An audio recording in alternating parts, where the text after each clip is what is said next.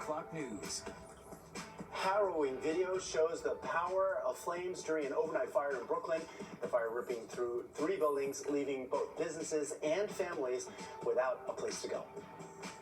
And an act of vandalism is being condemned by leaders across the state. Anti-Semitic graffiti is written outside an Israeli restaurant. But this is not the first time the Jewish owner has experienced this type of crime. But we begin with an immigration raid crackdown. Authorities targeting cities in Illinois and Colorado this weekend, with the DEA saying dozens of dangerous criminals are now off the streets.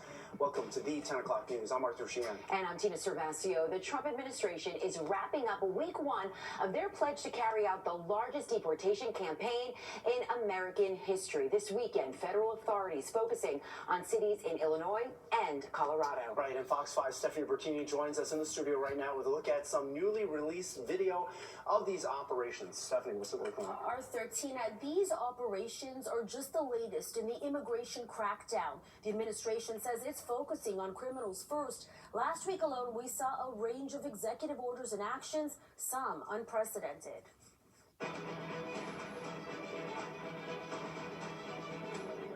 The Drug Enforcement Administration took 50 people into custody during a raid at a Colorado nightclub. You could see people in handcuffs standing in the snow outside of the venue in Adams County. That's just outside of Denver. Top officials from the Trump administration in Chicago this Sunday as an immigration enforcement operation plays out there.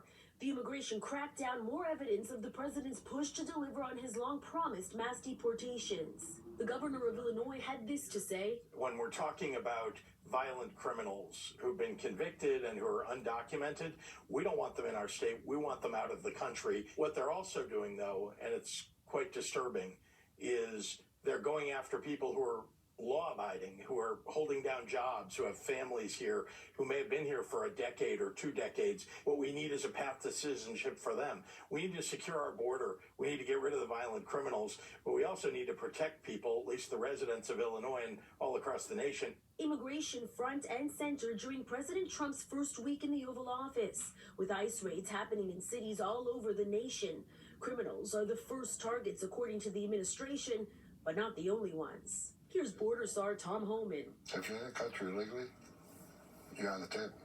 Because it's not okay to, violate laws of this country. You got to remember, every time you enter this country illegally, you violated a crime under Title 8, United States Code 1325. It's a crime. We got military on the border, not only helping us with departure flights on military planes, but they're helping to build infrastructure. They're putting up Constantino wire. They're down there to create a secure border and knock that border down. Just last week, the Trump administration sending 1,500 armed active duty military troops to the border.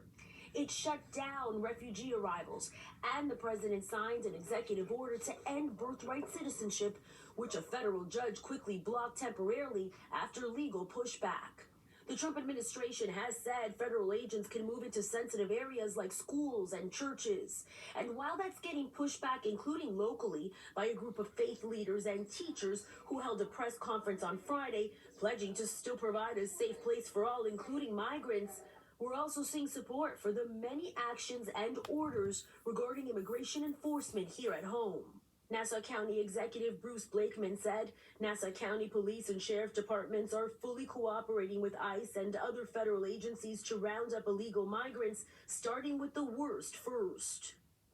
And just last week, the Justice Department ordered federal prosecutors to investigate state and local officials who they believe are interfering with the immigration crackdown. Right, Stephanie, and the big question is when this moves to New York, too, right? So we'll have to see. That's what we're watching for, Arthur. Right. Thank you so much, Stephanie. Well, it looks like President Trump's deportation plans has just started a tariff war with Colombia